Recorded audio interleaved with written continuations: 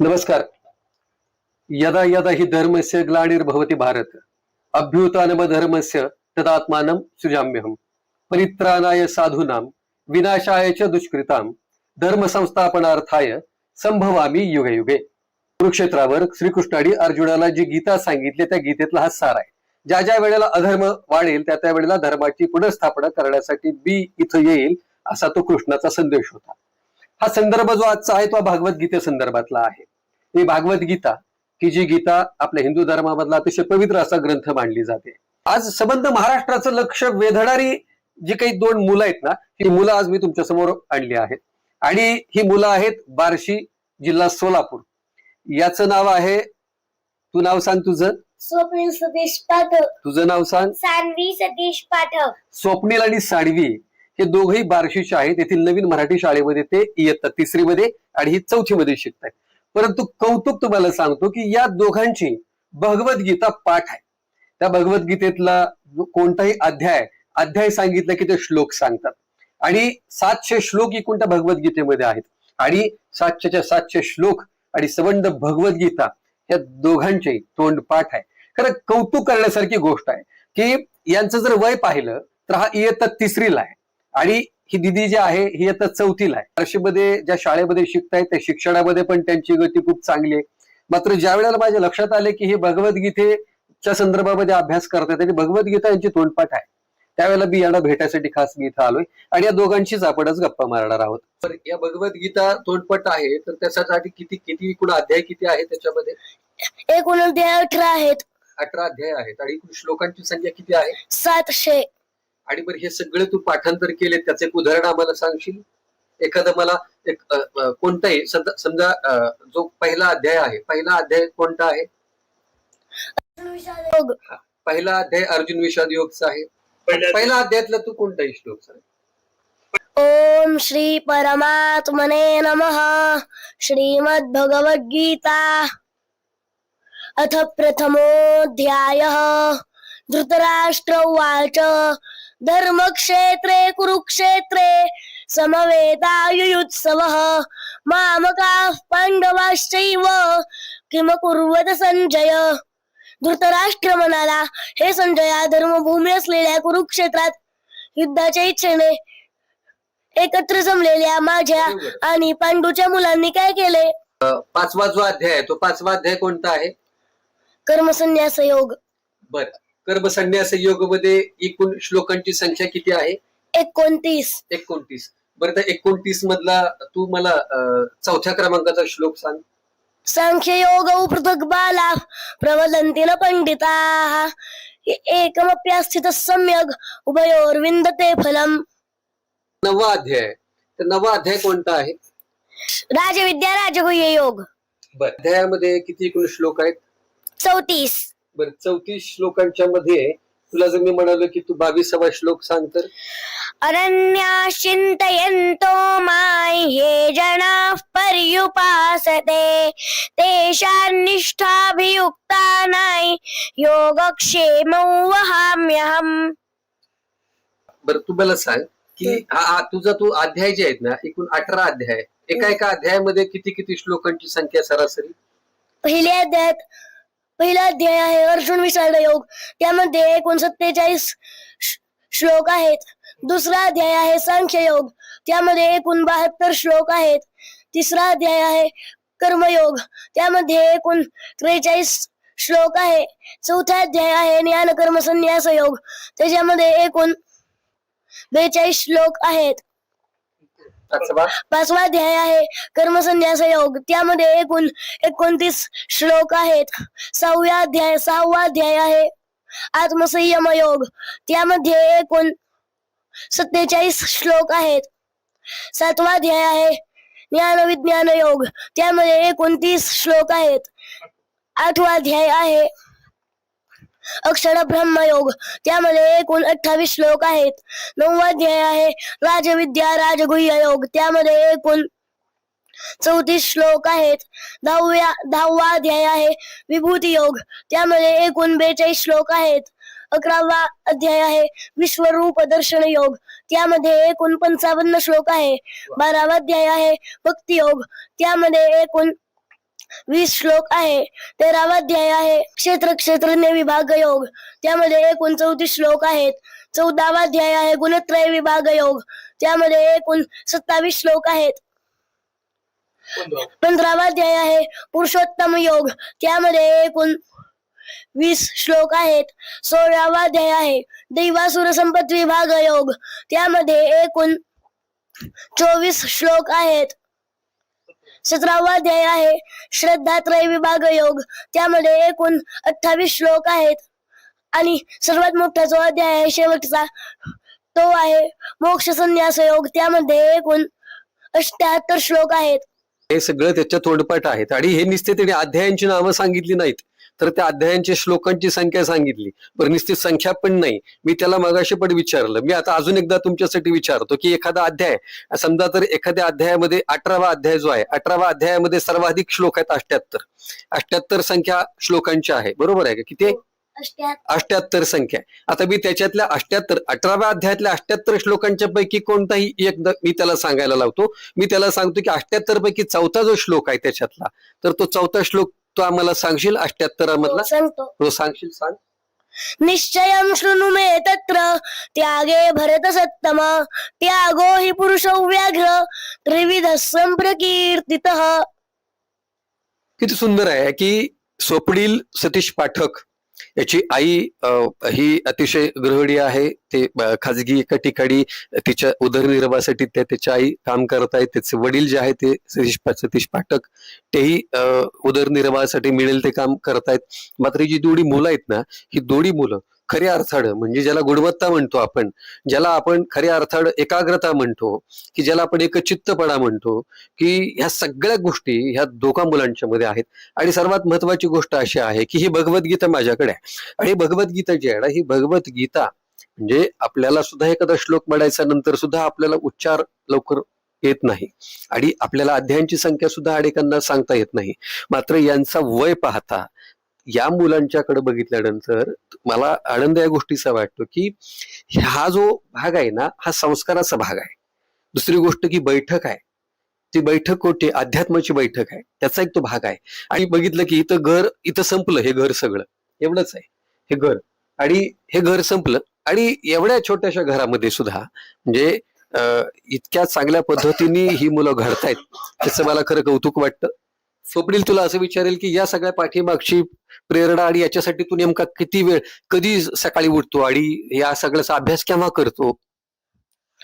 मी याचा अभ्यास जेव्हा वेळ मिळेल तेव्हा करतो व संध्याकाळी 8-9 वाजता झोपतो व पहाटे 4 वाजता उठतो.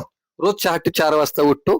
दीदी, तू 4 वाजता उठतो? मी पण 4 वाजताच उठते आणि रात्री 8 किंवा 9 वाजता झोपते. बरं, संध्याकाळी झोपायची वेळ 8. आणि संध्याकाळी झोपायची वेळ 8, आणि सकाळी उठायची वेळ पहाटेचे 4. बरं, तू हे सगळं करतो, हे भगवद्गीता अध्यात्माचा अभ्यास करतो. बरं, हा अभ्यास करतानाचा त्याचा वेळ सकाळचा असतो का सायंकाळचा असतो? सकाळचा. ओके, छान. बरं, दुसरी गोष्ट की हे सगळं तुझ्या तोंडपाठ आहे भगवद्गीता, तुला आम्ही आता बघितलं सुद्धा. पण तुझ्या शाळेत जे आहे ना, शाळेमध्ये तू किती वेळ आहे? तुला शाळेमध्ये किती मार्क आहेत?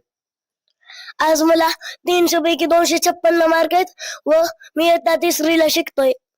बघा, मुलं ही शाळेमध्ये सुद्धा एकदम चांगल्या पद्धतीने अभ्यास करतायत आणि ह्या सगळ्यांमध्ये अध्यात्माचा अभ्यास करतायत. आध्यात्मिक बैठक जी आहे ना, त्या आध्यात्मिक बैठकीसाठी भव्य दिव्य इमारतीची गरज नसते, तर भव्य दिव्य अशा विचारांची गरज असते.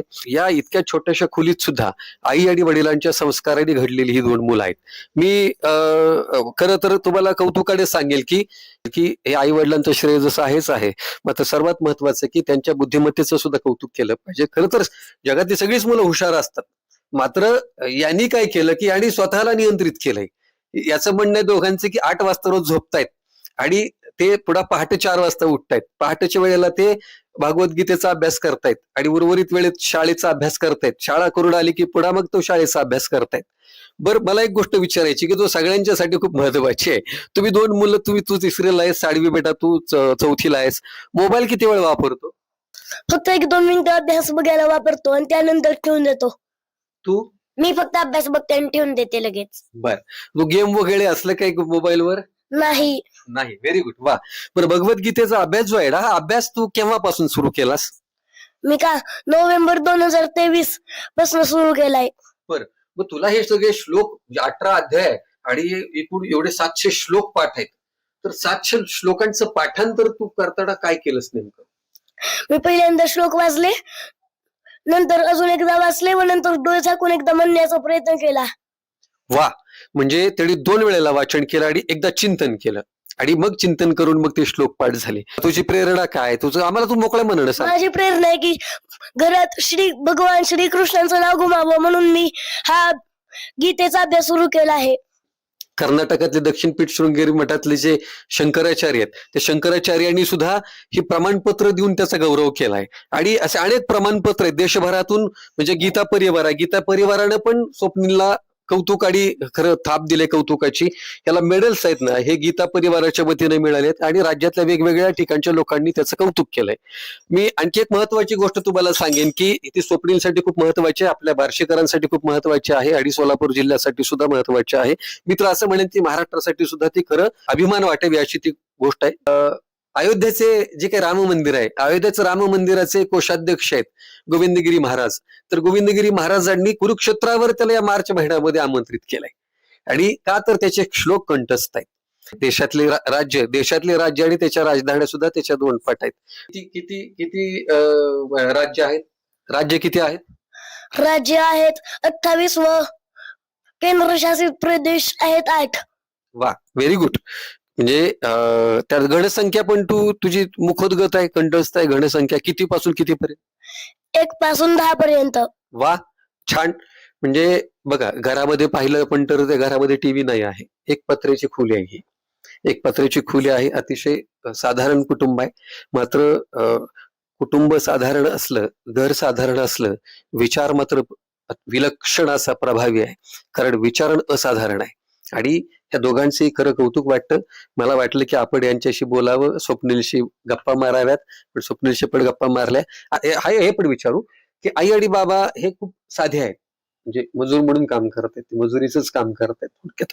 परंतु ते या सगळ्यांमध्ये काय नेमकं, म्हणजे त्याला तुला काय अभ्यासाबद्दल, काही ह्या सगळ्या गोष्टींबद्दल, तुझ्या वेळापत्रकाबद्दल सांगतात का? तुझं वेळापत्रक सगळं तयार केलेलं असते? मीच तयार केलेलं असते. आणि तुझ्या वेळापत्रकानुसार तू सगळं अभ्यास करतो? हो. वा.